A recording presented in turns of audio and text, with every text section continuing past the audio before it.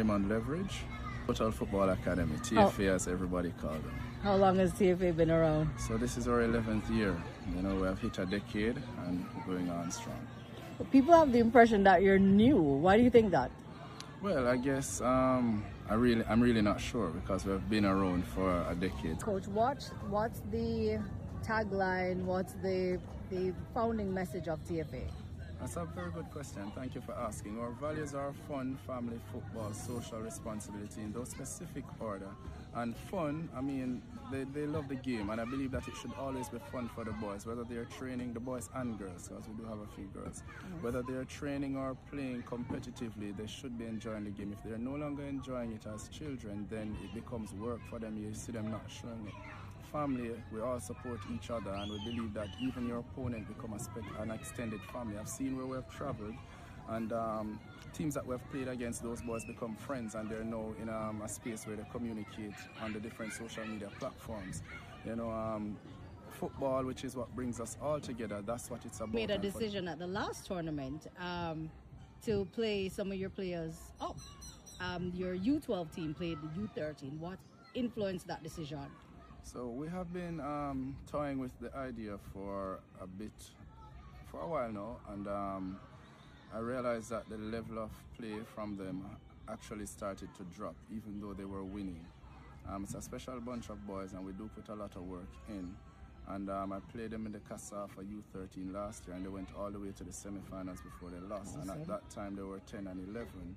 So they were still a U12 team and could play U12 again this year. And we played our first tournament, and I realized that they won it comfortable without breaking a sweat. So much so they were uninterested in even receiving the medals. And as I said, this is not good for their development. So I think I was delaying that move.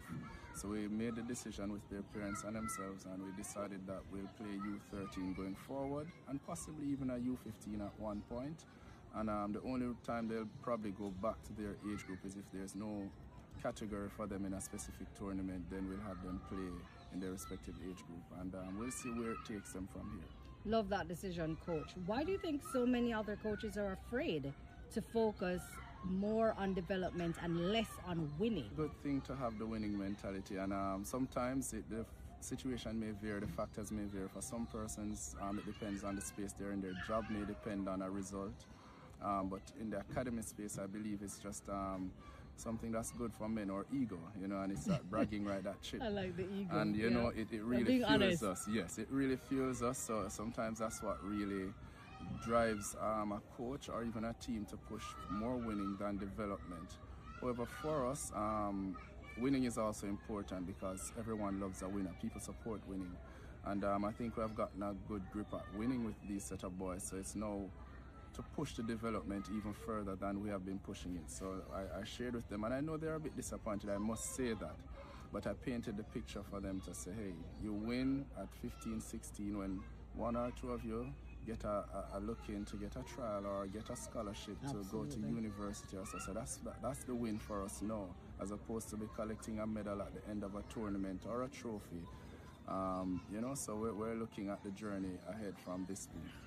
I love that perspective, Coach. How do you think what do we need to do to get other coaches to log on to that very important point that you made, that it's not simply about winning, but we are missing the key impact of development, which is what the academies and the clubs should be focusing on at the younger age group?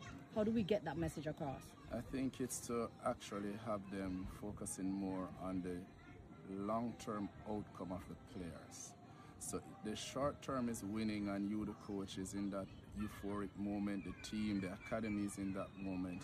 But if you're winning and then 3, 4, 5, 6 years along their path, you lose those players many of them don't matriculate towards the potential that they have, then actually you won short term, but you lost the real battle. You know, and it's something that I think traveling actually exposed me to. Going to Europe twice and being in the States a couple of times, I realized that our boys here are extremely good. Our boys here are talented. But I think we're doing them a great disservice in the coaching space when we're not pushing them to match up to their counterparts. Hence, by the time they get to 15, that compounding effect, they're behind and they can't match up or cope anymore. because if you check statistically, most of our programs that travel, once we travel from U13 down, we're very dominant. It doesn't matter which country or which category we play in, we're extremely dominant. You call any one of the academies.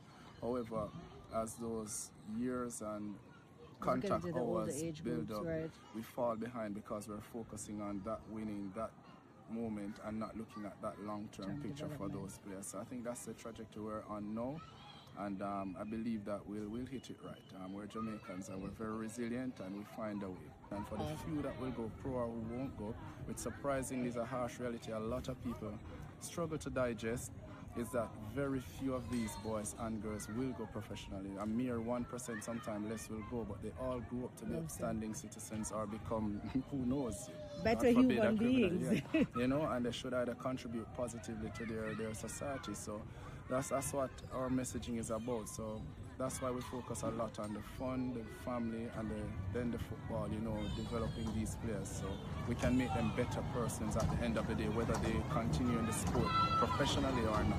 Thank you so much. So, well said, Coach. Looking forward to seeing you at Next Cup, April 4th to 5th. What's the messaging that you would have for parents, coaches, referees? Well, you've assisted teams like Balmaji Primary or Champions Cup champions. They dominated last year when they played. You have the experience of traveling. What's the one message that you'd want to give to parents, referees coming out to a youth tournament? To just what kind of headspace should they be in? Enjoy the moment, enjoy the day. Put the players first. Their emotions, their development, their experience.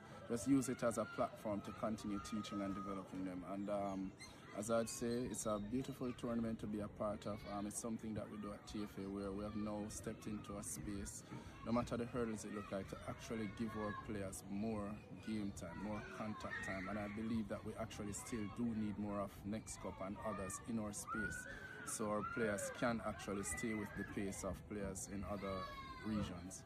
Thank you, Coach. Have a good one. Yeah, thank you very much.